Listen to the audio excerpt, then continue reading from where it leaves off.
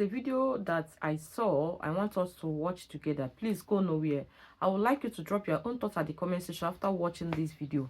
A lot is going on. Please always be at alert and sensitive. So let's go. To my husband, Mr. George Onazi. So after the marriage, he traveled to Malaysia, so that I went back to stay with his family. That was 2010, January he traveled. So by 2011, April, he called me and said he wanted me to come over to see him, because then I was having like a kind of growth in my eye. So that was what he told me, that I should come over so we can just do the operation in Malaysia. Then I was pregnant for my second child. So at first I never wanted to. I find the invitation somehow because I was sick. I was just taking in for my second child. So later he pushed harder. I said I should come because the operation in Nigeria is not so okay, that I feared there'll be complications.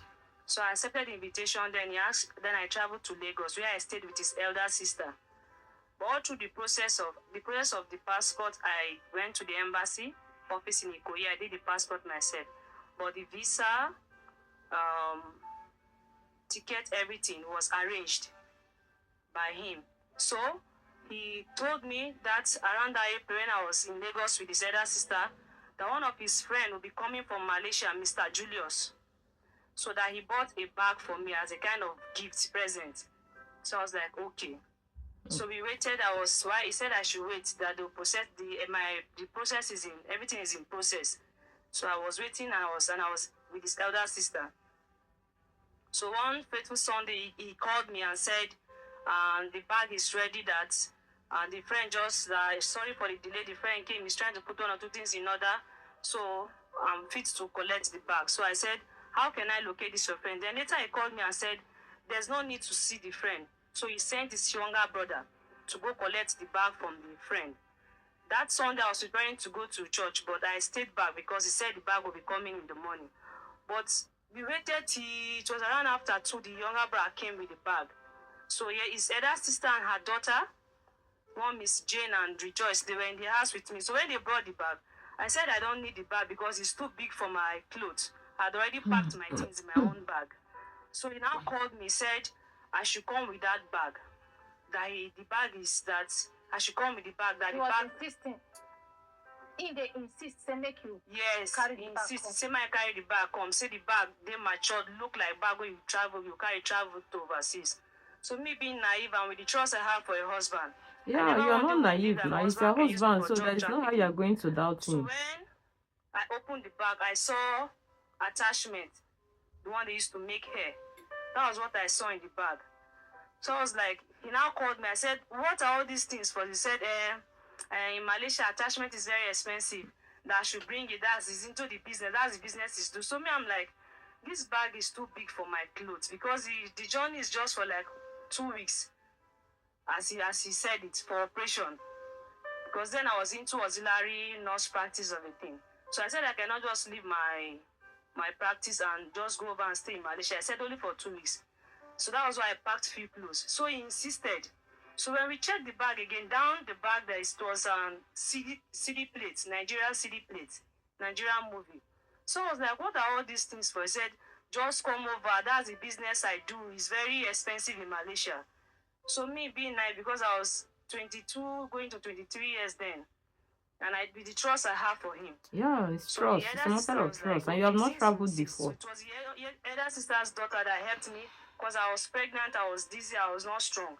So they helped me pack all my things. We transferred all my clothes to the bag. That was how I left for Malaysia on Monday. So when I got to the airport, I transit the bag and I entered the flight. So my transit from Nigeria to Dubai. So for Dubai, there was a stopover for like, I think 2 hours like that. I was waiting. So I think they detected the thing from Dubai because on reaching to Malaysia, they give signal, yeah. Me, and then I was going to get my luggage. As soon as I touched the bag, I was surrounded with by a group of men but they were not on uniform. I never even knew they were policemen. So they're like, Madam, your bag? I said, yes, it's my bag. It's okay, follow us. I said, why? Me, I'm coming from Nigeria and I'm very tired. I'm pregnant. I need to go, like, I need to rest. I need to eat. Never knew Because all that throughout Nigeria the is a flight, I wasn't suspect. eating, I was vomiting. And I'm not used to their food. So they now pleaded, they said I should just give them few hours of my time, that if it's not what they are thinking, that they'll let me go. So I followed them to a room. As soon as we got to the room, they make me sit in the middle of the room and they put the bag in the table. There's a table in the middle of the room. So they brought screwdriver. I was like, screwdriver? Like, I don't even know what was going on. But at the time I started like, okay, maybe that could be the, I was just like, I was shaking all over. So they said I should calm down, that there's something they saw in my bag. I said, something like what? They said I should calm down. So when they opened the bag, it was like, okay, this is the bag. They opened the bag, then they packed the drug inside, then they coupled it back. So they all used a screwdriver. It took them like 2 hours to open the whole bag. That was when they brought out like 3 bags of drugs and they coupled it back again. So you don't have idea of drug trafficking and being there. There's no, you ever know there's something in that bag. You will not know. I'm coming from a husband I married. Yeah. So I was shocked, and that was when they started beating me, that I have to tell them the truth, or else it will not be funny. So me, I said, I don't know. With me, I had invitation letter from my husband. So they're like, and his phone number was written on it. So I was, okay, that's when it occurred to me, like, how come I'm coming to see my husband and he's not even, he told me he's not going to come to the airport to pick me. So there's an address in the invitation letter that as soon as they stamp me out, when I get my luggage, I should just get a taxi, give them the letter, they'll take me to the apartment where he stays. So the police drove me down to the apartment by following the address in the invitation letter, and they disguise themselves, make it look as if they are taxi drivers. So when we got to the apartment, they called. So there was one guy that came out. They arrested one Mr. Kingsley. But me, I don't know anything. I don't know him. I cannot implicate innocent person. I told them this is not my husband. But then when they were beating Mr. Kingsley, he said, my husband, George Unazi, ran away. So that was how he left. He was saying like he would get a lawyer for me, no lawyer. I was in the lockup for police cell for 14 days, and they took me to court. After then, they took me to the prison where I stayed, and I had my baby. That was how I had a baby there, and no news of him. So this is friend, Mr. Julius, that brought the bag to Nigeria. He came to visit me and started coming to visit me. So I was like, you know about the bag, you're the one that brought the bag. How come you guys can do something like that? And he said, no, he never visit you for prison. Yes, this is Mr. Julius. You not drag in trouser, raise alarm. There was a demarcation. You not signal the police. Yeah, I mean the people, the prison. He doesn't have an issue with the man. Now it's the husband that puts her into trouble, not the man. So the thing, like, was the shock. Yeah. I was acting like abnormal. So for the first few months in prison, I was not like talking, not eating, because I was still in shock. So I don't even know what was happening. So that was when he came. He was apologizing. He said it's not his fault. That my husband never told me that I'm his wife. He said it's one of his cousins' sister that is coming. Hey, God, I beg you. God, I beg. Okay, since I came now, the food is very bad. May we never end up in living with someone who call a name in the name of partner. Someone the courage to come. Please don't worry, we'll take care of you. We've gotten a lawyer. That's what they told me. They paid a lawyer. But whenever I go to court, there's no lawyer till they transfer the case to Federal High Court in Malaysia. So when he got to Federal High Court in Malaysia, there was nothing they could do about it. I have to face the law, which was law of 1952. The law of 1952, there is no pardon. It's death by hanging. So I was in remand for 4 years. I kept going to court because there was no lawyer to represent me. Later, Mr. Julius came again that, okay, the first lawyer they took is, he ate the money and ran away, that they paid one lawyer. The lawyer, it was one of... Mr. Julius come meet you for prison. Yes. And you still not raise alarm again. There is nothing she can do now. It's not the husband that puts her into problem. It's the husband that used her. The shock, the baby, everything, the suffering. I was just like, my baby is there, where we sleep on the floor. There was no good food for the baby, and I was not eating anything good like that will produce So enough guys, I breast don't to want support this the video to baby. be longer than this. So I'm going to the cut it, embassy, okay? So if I you was want to supporting watch like the one full day video, the please go to Nigerian embassy Brekeete came and family, they saw okay? me. They promised to do. So if you want to watch the full video, please go to Brekeete family. Why did I pick interest on this is, please, for people that's getting married to people outside the country, please get to know the person you are getting married to. Yes, you get why. At least you have had it from this lady. I will not blame her, because this is something coming from the husband, so-called husband. She never knew that the husband can use her. This is a form of ritual. And he knew that this lady has no idea. At least he would have given her a little glimpse of what is happening so that she can know how to do. You just decided to put her into trouble. You just decided to expose her. You say that you don't want to marry her again because you know the law. You live in the Western world. You know that if somebody is being caught with this kind of thing, is death sentence.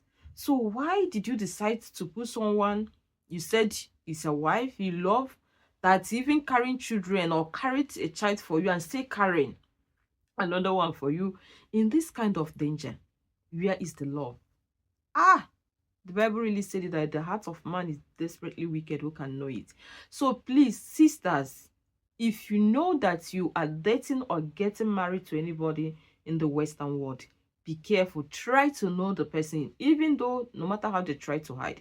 And again, another lesson I want us to learn from this is, please, whenever you are traveling, if someone brings something to you, me, I don't joke with that too. In case you have been giving me something or you're planning to give me something, me, I used to open it. I will repack it for you. Yes, you never can tell, my sister. It might be a mistake from another person, so let's just put it that way. Okay, so there is one slang that normally say from carrier statement. If anyone gives you something, no matter how they package it, no matter how they wrap it, please unwrap it and rewrap it yourself, so that you can be sure of what you have, so that you can be sure of what you are carrying. You can see that this man now told her that someone is bringing bag, or boss, I bought a bag for you. And she trusted the man. Because even me too, there is no how I'm going to think about that. So this is an eye-opener. That was the reason I said, oh no, I have to blog about this. So it doesn't matter where it's coming from, whether it's from your husband, or it's from your friend, or it's from your siblings, or it's from your wife, or please be guided. Be as alert. There is no trust again. You can't trust anyone. If a man can do this kind of thing to his wife, who else that he cannot do this with? The love of money. The love of money. Like I said before, if you are someone traveling, be careful of what people gives you. Try and know what is in whatever they are giving you. Unwrap it and rewrap it for them, so that you, when you are being asked answer, then I'm not, ignorant is not an excuse in the court of law. She said she doesn't know, but did he save her? No. Did he make them to leave her? No. She was pregnant. Maybe he thought because she's a pregnant woman, they are going to pardon her. Did they pardon her? The answer is no. You will be the one that will suffer. If not that God showed her mercy, she would have died by hanging. And if you watch the full video, you discover that the man didn't even care again at a point. He now went to Nigeria to go and have a new life, maybe to begin a new life with another woman, and leaving you here in the prison custody. Ladies, be guided. Don't wait to be a victim before you will learn. Be wise. Bye-bye.